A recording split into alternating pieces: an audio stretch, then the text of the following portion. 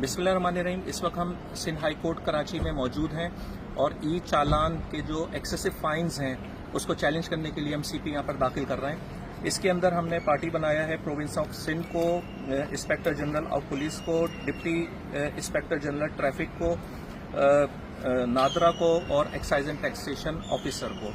उसकी वजह यह है कि एक एलामिया आया है गवर्नमेंट की तरफ से कि जिन लोगों ने चालान नहीं भरे उनके नादरा के एनआईसी ब्लॉक किए जाएंगे, जो कि आर्टिकल 4 और 9 की खिलाफ वर्जी है। तो लिहाजा इसको हमने चैलेंज किया है ताकि किसी का एनआईसी ब्लॉक ना हो।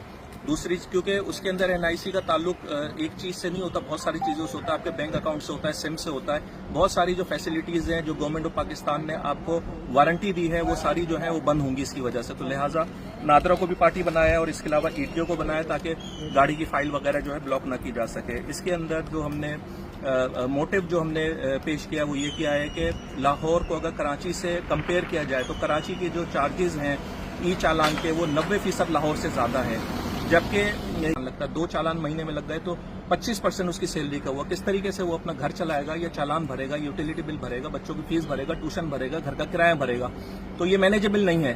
तो ग्राउंड रियलिटीज़ को जो है देखना चाहिए कि जो आप चालान की जो रकम रख रहे हैं आया वो अफोर्डेबल है नहीं है बाइक चलाने वालों के लिए।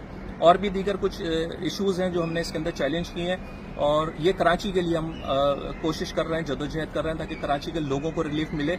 और इसके अंदर कराची वाले जो हैं ज़्यादा से ज़्यादा इस वीडियो को शेयर करें, क्योंकि ये मेरे घर का मसला नहीं है, ये सबका मसला है और हर घर का मसला है और हर कार, मोटरसाइकिल, व्हीकल चलाने वाले का मसला है।